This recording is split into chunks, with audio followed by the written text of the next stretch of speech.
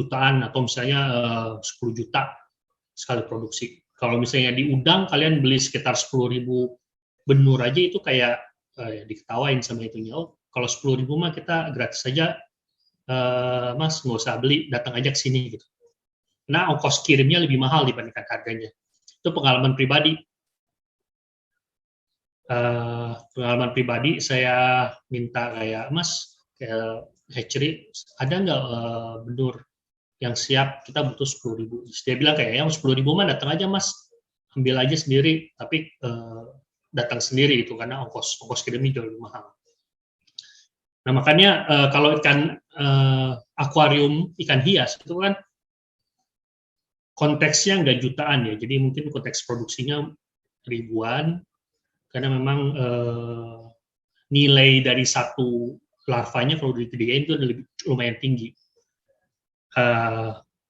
Dalam konteks produksinya yang ribuan kayak gitu dan usahanya yang masih kayak menengah UMKM lah istilahnya, agak-agak nggak masuk akal nih kalau misalnya mereka ngebuat laboratorium pakan alami sendiri. Nggak seperti budidaya misalnya di hatchery udang ataupun hatchery ikan air laut. Kalau hatchery udang ikan air laut, mereka mesti bikin laboratorium pakan alami yang dibudidayakan kultur murni ya, satu spesies, mulai dari mikroalga, Nanochloropsis, chlorella, ataupun diatom, spirulina, dan lain-lain, sampai dengan rotifer, sampai dengan misalnya nanti artemia, ataupun jenis-jenis mikroalga lainnya, jenis-jenis pakan alami lainnya yang berbentuk planktonik. Mereka ada buat laboratorium kultur alami sendiri. Tapi kalau misalnya di ikan hias kan terbatas sumber dayanya, jadi yang bisa dilakukan biasanya dengan kultur infusoria. Oke, infusoria itu sebenarnya adalah kumpulan dari berbagai macam jenis mikroorganisme. Mikroorganismenya yang dipilih tentu saja yang tidak berbahaya bagi larva ikan. Jadi yang ukurannya kecil, tidak bersifat toksik, gampang diburu, dan juga dia tidak bersifat predator. Oke. Nah, saya tunjukin dulu itu ya.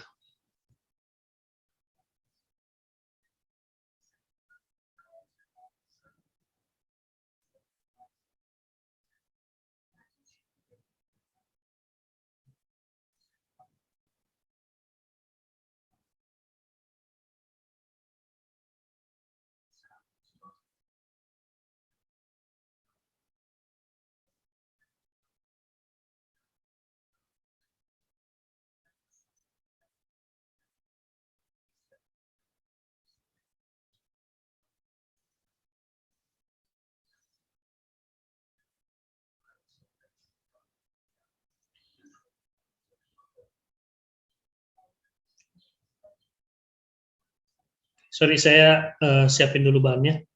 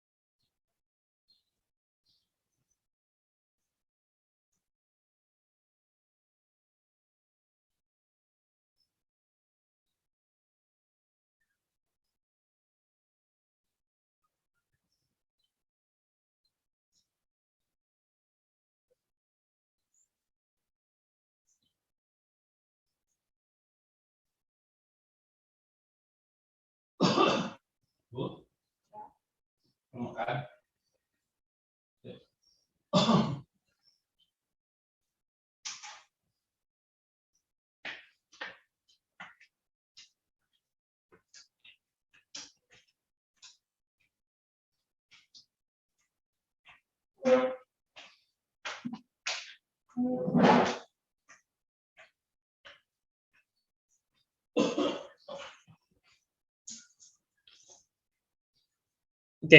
jadi apa saja sih hewan-hewan yang memang masuk ke dalam kategori dari infusoria? Kalau berdasarkan ini saya dapatkan dari internet, jadi ini di website terkait dengan hobbies akuarium. Jadi infusoria itu merefer ke organisme, sini organisme-organisme yang kecil.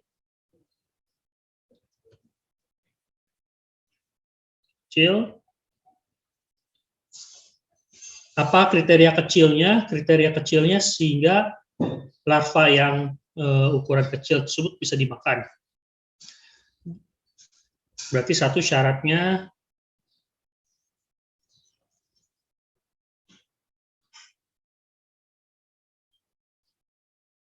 kecil atau bisa dimakan larva.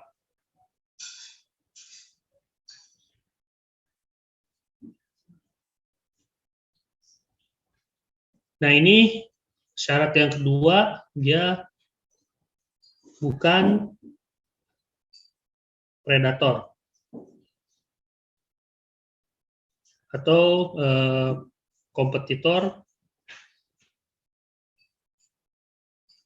atau bahaya buat larva.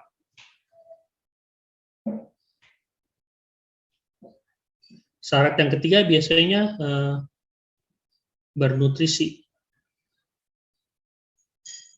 mempunyai kandungan nutrisi yang baik. Nah, ini beberapa yang biasanya dijadikan sebagai spesies yang dituju untuk infusoria. Ini pertama ini jenis algae. Di sini algenya merujuk ke Volvox. Terus ada amoeba juga, ada Eglina viridis, ada Paramecium, ada rotifer, ada stentor, dan ada Vorticella. Nah, contoh dari itunya satu ini ada Volvox nih. Volvox, jadi ini memang ukurannya kayak ada cangkang di luar, dalamnya ada kayak hijau-hijau kayak gini. Kalau misalnya ngeliat dari hijaunya, berarti dia kemungkinan bisa fotosintesis, punya klorofil.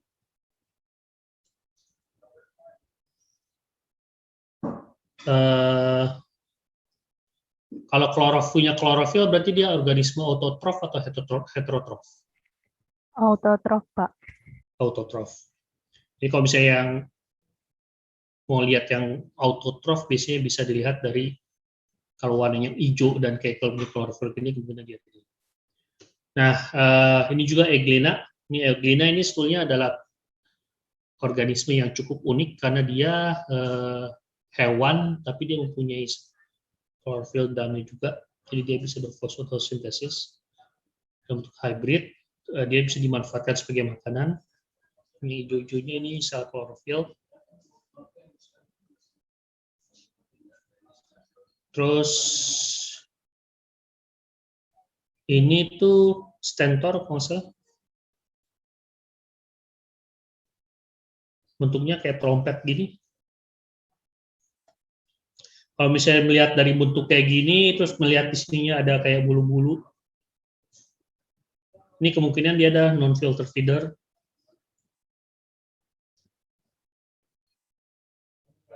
Jadi bulu-bulu ini akan mendorong berbagai macam bahan organik ataupun misalnya mikroorganisme masuk ke dalam, terus nanti akan dicerna di sini. Dan ini adalah amoeba. Ini Paramecium. Paramecium itu kan ada yang punya yang sifatnya patogen juga ya. Jadi ini bukan yang sifat patogen. Dan ini adalah Vorticella. Ini dia punya kayak stalk, kayak tangkai gitu. Tangkainya biasanya menempel pada di substrat.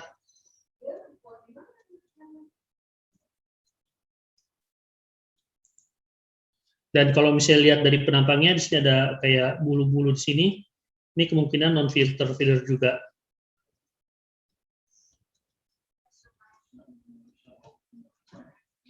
Biasanya pengenalan mengenai berbagai macam organisme, mikroorganisme ini didapatkan di ekologi perairan. Kalian dapat ekolper nggak? Enggak. Belum, Pak. Oke. Jadi dulu saya kalau misalnya identifikasi zooplankton atau mikroplankton itu dapatkan di ekoper. Makanya masih agak ingat gitu kalau misalnya bentuknya di luar dari yang dibudidayakan buat aquaculture. Terus ini adalah jenis-jenis yang tidak direkomendasikan untuk dibudidayakan. Di sini Cyclops itu masuknya Copepoda. Kalau Copepoda itu sebetulnya ada beberapa yang bisa dijadikan pakan alami ya, tapi Cyclops ini tidak termasuk ke dalam Copepoda tersebut. Dia tidak serta-merta berfungsi sebagai predator, tapi dia mempunyai kebiasaan bergerak yang agak-agak mengganggu. Jadi dia tuh punya kebiasaan untuk nyundul-nyundul. Kalau misalnya ini kayak larva ikan, misalnya larva ikan, dianya tuh kayak nyundul-nyundul gini, nyundul-nyundul ke dalam badannya, sehingga menyebabkan luka di larva.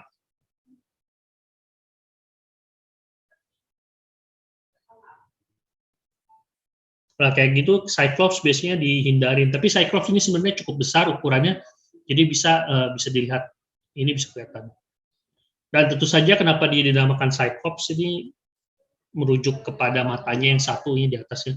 Cyclops kan dari mitologi, saya lupa Yunani, Romawi itu yang raksasa bermata satu.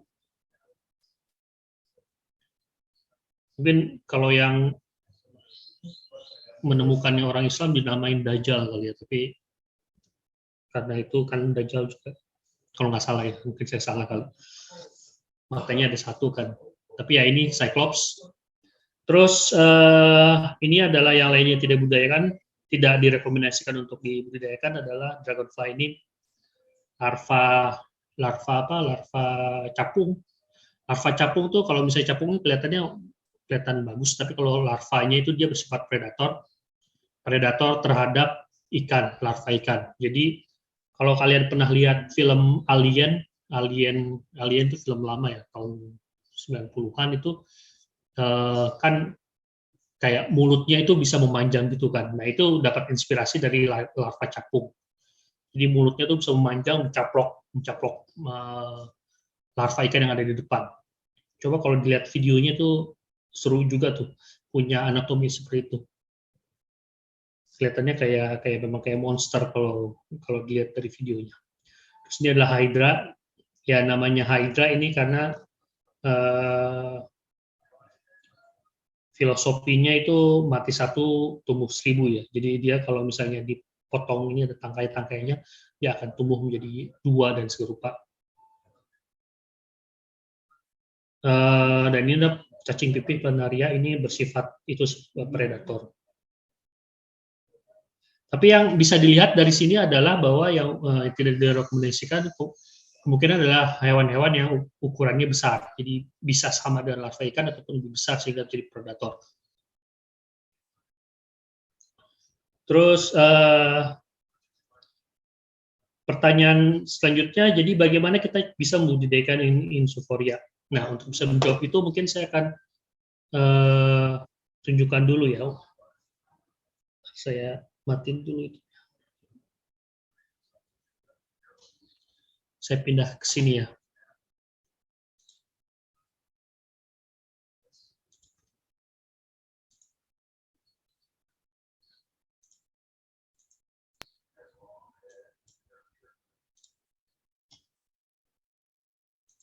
A quick guide to culturing Infusoria. Many species of fish fry start. Ini suaranya kedengaran nggak? Kedengaran, Pak. Dengar, Pak. Oke. Start out too small to eat foods like microworms and newly hatched brine shrimp. Infusoria are a good food for such fish. The term Infusoria does not refer to a single species, but rather to various microorganisms such as Paramecia, rotifers, etc., that thrive in an infusion, which is made by pouring boiling water over vegetable matter. Here's how to culture Infusoria. Supplies. You will need 1 or more clean, well-rinsed jars, about 1 quart in capacity. Water from an established aquarium as a starter culture. Non-toxic vegetable matter such as these lettuce leaves, canned green beans, and green peas. A windowsill that receives some sunlight. Setup. Place your plant matter of choice in the jar. Green beans should be split open and peas should be slipped out of their skins. Oke, ini gimana cara budidayanya ya? Yang dijadikan makanan sini sebenarnya bahan organik. Nah, bahan organiknya ini nanti bahan organiknya nanti dimanfaatkan oleh bakteri pengurai. Dan nanti bahan organik akan terurai. Nah, bakteri ini nanti akan tumbuh. Nah, bakteri-bakteri inilah nanti yang akan dimakan oleh infusoria tersebut. Yang di sini yang digunakan sebagai bahan adalah sayur-sayuran. Sini kayak ada kacang polong, ada sawi, sayur-sayuran lainnya. Nah, syarat dari bahan organik yang digunakan, pertama, dia masih dalam kondisi yang baik, di dalam artian tidak busuk. Terus kedua, dia bukan bahan organik yang bersifat toksin. Yang bersifat toksin contohnya adalah kayak, kalian kan pernah makan kayak, kalau orang Sunda suka makan daun mint atau daun suraung yang dari rasanya itu terasa bahwa ini ada bahan aktif. Kayak misalnya jahe muda atau misalnya kunyit muda itu kan sering dimakan juga. Nah, itu nggak dikomunikasikan karena dia kemungkinan mempunyai bahan aktif yang berfungsi sebagai antibakteri ataupun antibiotik ataupun toksik terhadap hewan-hewan lainnya. Oleh karena itu yang digunakan yang kayak gini ya, yang rasanya blend, yang rasanya ya kalian tahu lah bedanya antara daun mint sama daun sawi kan kalau dirasain sedikit aja udah kerasan. Yang ini tuh kayak ada herb-herbnya gitu, kayak ada seruing. Kalau sawi kan rasanya biasa aja. Nah, ini nanti dibenyak-benyakin dulu supaya untuk mempercepat proses penguraian sehingga bakterinya bisa tumbuh dengan cepat. Slowly and carefully pour boiling water over the plant matter. If you pour too quickly or your jar is too cold, it could crack. In any case, be careful when pouring boiling water and do so at your own risk. Alternatively, with previously frozen and or cooked items such as canned green beans and peas, the boiling water steps may be omitted. Oke, di sini direndam dengan air yang mendidih. Fungsi dari air mendidih ini pertama untuk menghilangkan misalnya bakteri-bakteri yang tidak diinginkan ataupun ya organisme-organisme yang tidak diinginkan ada di sini. Itu akan mati dengan air mendidih. Dan selain itu air mendidih juga akan mempercepat proses penguraian. Jadi kalau misalnya si daunnya ini masak, ini kan lebih gampang untuk terurai dibandingkan daun yang masih utuh. Allow the infusion to cool. Add the aquarium water. Set the jars in the sunny windowsill. Oke, di sini dilihat bahwa inokulan yang digunakan adalah yang di sini bisa lihat nih, cara dia ngambil inokulannya tuh seperti ini. As a starter culture. Jadi memang diambil dari perairan, di sini sih ambilnya mereka dari akuarium ya. Akuarium mungkin dari aquascape ataupun dari perairan yang alami boleh, tapi perlu dilihat dulu perairannya bagus atau enggak, bening atau enggak. Usahakan yang bening, yang seperti ini. Soalnya nanti kalau misalnya bahan organiknya tinggi atau misalnya itu banyak bakteri yang bisa muncul. Ataupun misalnya ada toksik atau sesuatu yang ada di dalam perairan tersebut sehingga bisa mempengaruhi pertumbuhan infusoria.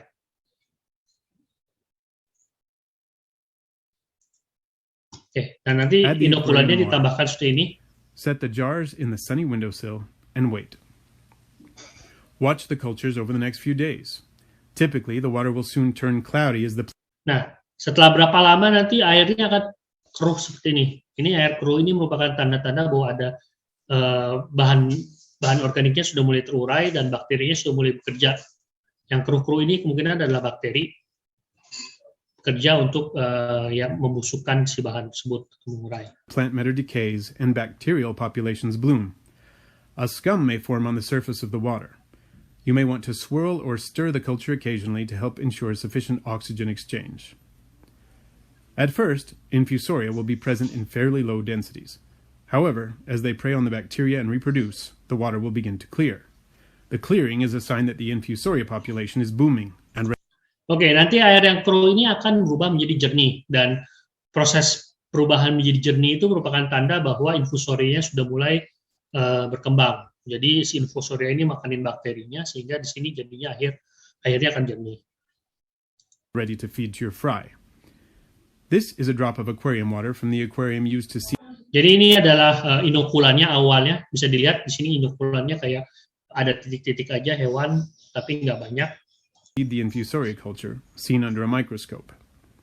Here is a drop of Nah ini kalau misalnya infusoria udah mulai bertumbuh, dilihat banyak sekali hewan-hewan kecil yang bergerak-gerak. water from the infusoria culture a few days later. Here is yet another from a few days after that. Ini setelah seminggu atau lebih, ini udah mulai banyak bergerak-gerak. When the infusoria have begun to increase in population. And finally, here is a drop of water from the fully mature culture. Ini kalau udah kulturnya tuh udah stabil, udah mature, udah bisa untuk dipanen. Jadi kepadatannya tinggi. When your fry are free swimming, it is time to offer infusoria. A turkey baster may be used to harvest and feed out the infusoria. Try to avoid collecting any surface scum or detritus from the bottom of the jar. Oke, ini untuk panennya jadi memang diambil sedikit-sedikit karena di dalam satu sedot ini, satu pipet ini konsentrasinya cukup tinggi. Jadi jangan ngasih terlalu banyak juga. Feed several times per day. If the fry are eating, you should see their bellies begin to bulge. For larger numbers of fry or to provide constant food, you may want to create a slow drip siphon. Ini kalau misalnya kita mau dilakukan secara otomatis, jadi ini kayak airnya dialirkan secara gravimetri. Kan kalau misalnya dikasih selang di sini, nanti dia akan mengalir ke sana ya. Tinggal nanti sumbatnya dikasih sumbat aja supaya nggak mengalir terus kencang. Position the infusoria culture so that the surface of the water in the culture is near the aquarium but higher up. Use a water-filled length of flexible airline tubing. Silicone tubing is more flexible than vinyl. Create a siphon and then loosely tie off the end that leads to the aquarium. So, nanti bagian ujungnya diikat supaya dia nggak ngalir banyak, tapi menetes-netes seperti ini. Adjust the tightness of the knot for a slow, steady drip. Make sure that the aquarium can accommodate the extra water without overflowing. Infusoria cultures may take up to a couple of weeks to mature. Start your cultures well before your fish lay eggs so that they will be ready to harvest once your fry are free swimming. You can stagger the creation of several cultures over a period of days to ensure steady production. Most fry grow quickly. After a few days of infusoria, they may be ready for larger food such as vinegar eels, microworms, or Walter worms. And then, So, ini lihat bagaimana on proses to newly hatched. infusoria ini.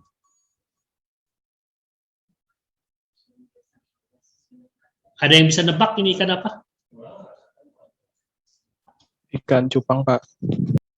brine shrimp. Cupang ya? Ini bukan ikan platy ya? Atau apa sih yang lacurir? Oke.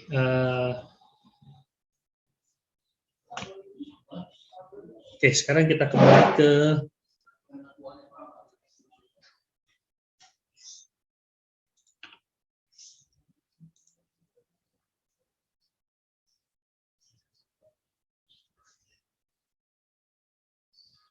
Nah, dari apa yang terlihat tadi sebetulnya bisa dilihat ya, proses pembudidaya infusoria itu sama seperti budidaya pakan alami lainnya, cuman memang dia jenisnya nggak spesifik. Yang dibutuhkan untuk budidaya pun relatif sama. Misalnya dia perlu pertama inokulan. Dari yang digambarkan tadi, inokulan yang digunakan itu berasal dari akuarium atau misalnya perairan yang relatif bersih.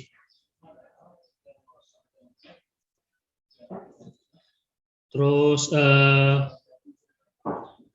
Selain inokulan, juga dibutuhkan yang lainnya adalah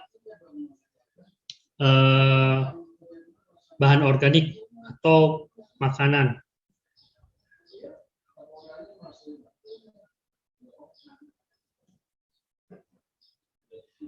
Bahan organik ini digunakan buat apa? Dia untuk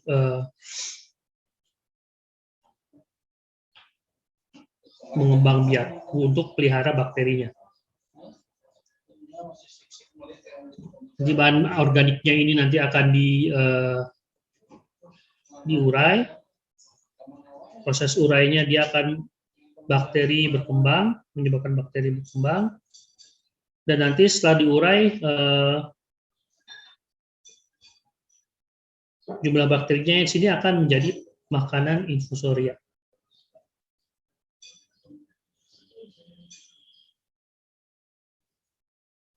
Nah, tadi di video tadi juga disebutkan bahwa bahan organik ini perlu disterilisasi. Sterilisasi dengan apa? Dengan cara dibilas dengan air panas, dibilas atau direndam dengan air panas. Dan sebenarnya ini merupakan proses yang banyak ditemukan ya kalau kita bicara di produksi pakan alami, semuanya mesti steril, mulai dari akuariumnya, mulai dari bahkan sampai selang-selang aerasinya pun perlu disterilkan kalau kita mau kultur murni. Dan ini juga sama, proses ya, bahan organiknya disterilkan supaya tidak ada hal-hal yang tidak diinginkan masuk.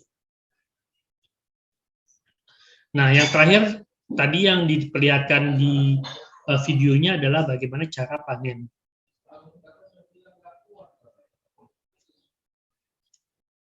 Di sana ada secara manual.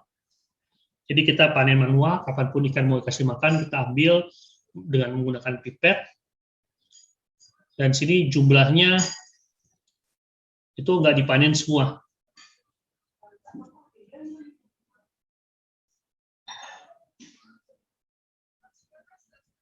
Hanya sebagian yang dipanen.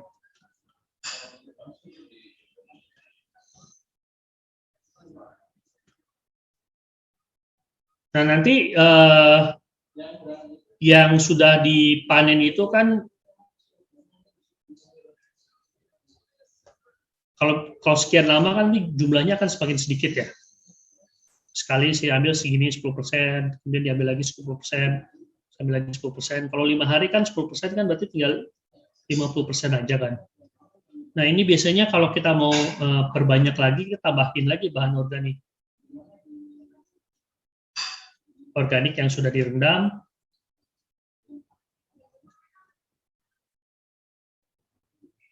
Terus masukkan ke sini, terus airnya ditambahin lagi. Nah, nanti si ini akan terus bisa dipelihara infusorianya.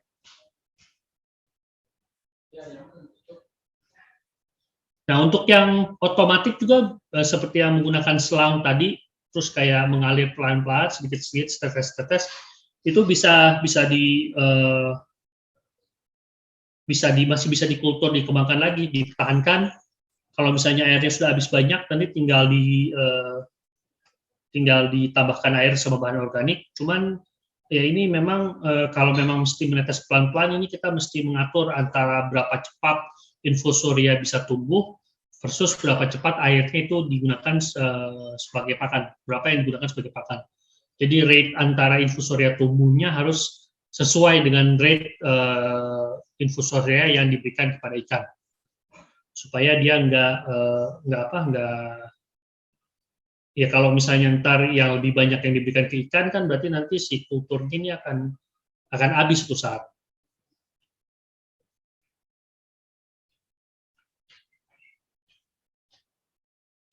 Oke,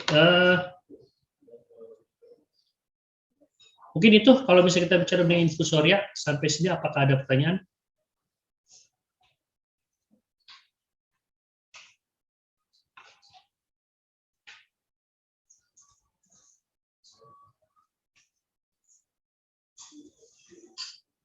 Ada pertanyaan kah?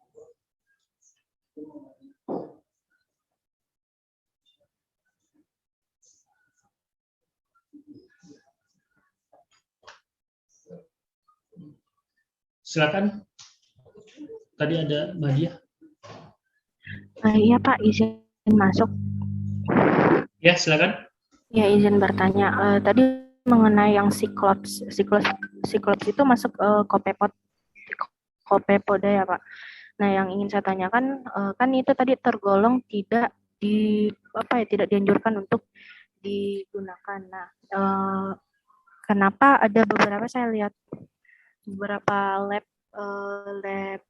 pemerintah yang masih membudidayakan kopepot? Apakah itu penting gunanya untuk apa ya Pak? Terima kasih. Oke. Sebetulnya kopepot tuh ada tiga ordo yang penting. Jadi ada Cyclopodia, terus dua lagi saya lupa. Nah, di Cyclopodia ini nggak dianjurkan untuk dibudidayakan karena berbagai masalah dan punya kecenderungan sifat sebagai predator juga Cyclopodia. Tapi di dua lagi, saya lupa apa. Itu ntar akan diberikan di kuliah Copepodanya. Ada yang memang dianjurkan untuk dibudidayakan. Permasalahan dari budidaya Copepoda sebetulnya salah satu permasalahan utamanya adalah dia itu kebiasaan hidupnya tuh mengumpul.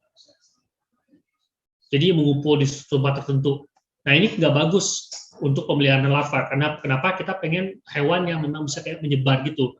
Kalau mengumpul nanti si larvanya di tempat ini ntar ya maksudnya gendut-gendut, tempat yang lain kurus-kurus. Kita pengen kan semuanya rata gitu, makan semua gitu. Nah, itu yang menjadi kesulitan dari budidaya Copepod. Yang lainnya, hal lainnya yang membuat budidaya Copepod ini belum optimal tuh karena dia overlapping dengan beberapa kayak rotifer, Noctiortimia. Jadi orang-orang berpikir ngapain pelihara Copepod, mendingan udah, atau misalnya cacing sutra yang cacah gitu. Orang-orang mikir ngapain Copepod, mendingan pakai Moinda aja, atau mendingan kayak Bethnia atau rotifer. Jadi itu yang menjadi permasalahan utama. Dan itu juga menjadi permasalahan utama kenapa kita masih ketergantungan sama cacing sutra.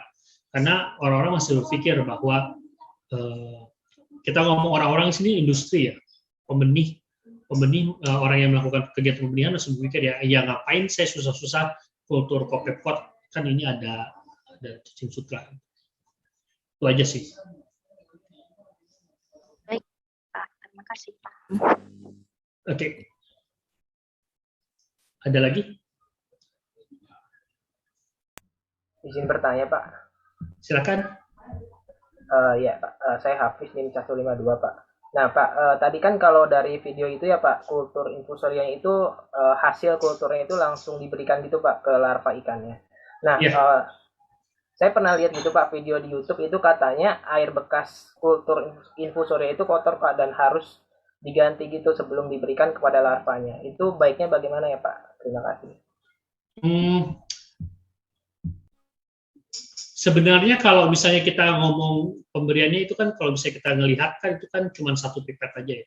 Itu kalau lihat dari pipetnya itu kemungkinan kurang dari 1 mili paling banyak. Nah, atau kan misalnya paling banyak tuh 5 mili ya. 5 mili dibandingkan dengan akuarium yang ukurannya mungkin 120 liter. Itu dari situnya aja bisa kelihatan bahwa si airnya itu nggak akan mempengaruhi terlalu banyak.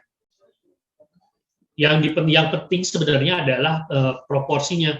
Jadi kalau misalnya yang diberikan itu misalnya kayak 10 liter, ya itu akan berbahaya buat akuarium pemeliharaan. 10 liter dari 120 liter kan sekitar berapa persen tuh? Ya lebih dari 5% kan. Itu lumayan banyak. Tapi kalau cuma kayak tetes-tetes seperti itu nggak akan terlalu banyak. Kemungkinan permasalahannya ada di kepadatan si infusorianya. Infusorianya nggak padat-padat amat sehingga mereka perlu memberikan dalam volume yang tinggi. Sedangkan kalau infusorianya padat kan volume sedikit aja kan udah terkonsentrasi kan. Menurut saya sih itu sih. Ya kalau misalnya memang infusorianya nggak padat, densitasnya nggak terlalu banyak, ya. Dan kalau misalnya yang perlu diberikan ke dalam akuarium itu volumenya banyak, ya silakan tinggal pakai air yang baru juga nggak apa-apa. Tapi kalau misalnya udah padat dan cuma dikasih kayak 1 mili atau 5 mili, saya nggak terlalu itu sih, nggak terlalu khawatir terhadap kualitas air. Itu menurut saya. Baik Pak, terima kasih. Oke. Nah, ini sebetulnya kasus yang menarik menurut saya kalau misalnya kalian lihat di forum ataupun kalian lihat di YouTube, banyak orang menggunakan kayak tips dan trik mereka. Nah, itu tugas kalian untuk bisa menduga-duga kira-kira mereka melakukan itu dengan alasan apa. Bukan berarti apa yang mereka lakukan itu salah, cuman kadang karena mereka lebih nyaman melakukan kayak gini dengan alasan tertentu. Dan juga karena itu berhasil. Dan kita bisa melihat dari apa yang mereka paparkan, kita bisa melihat dan menganalisa, oh ya mungkin masalahnya ini, ya mungkin masalahnya itu, ya. Seperti itu. Jadi dalam satu, ya kita harus terbuka, tapi juga bisa menyeleksi kira-kira apa. Tapi juga bisa kritis. Mudah-mudahan terjawab.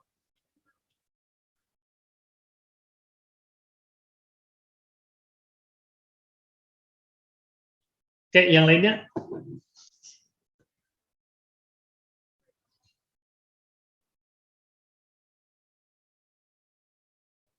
Kalau misalnya nggak ada, mungkin habis ini akan ada quiz sama asisten ya. Saya silakan ke asistennya. Alwi? Baik Pak, terima kasih atas penyampaian materi Pak. Saya serahkan ke itu ya, untuk habis ini kan ada asisten, udah itu habis ini ada quiz kan ya? Iya Pak, betul Pak. Oke, kalau gitu silakan dilanjutkan. Terima kasih. Ya, terima kasih Pak.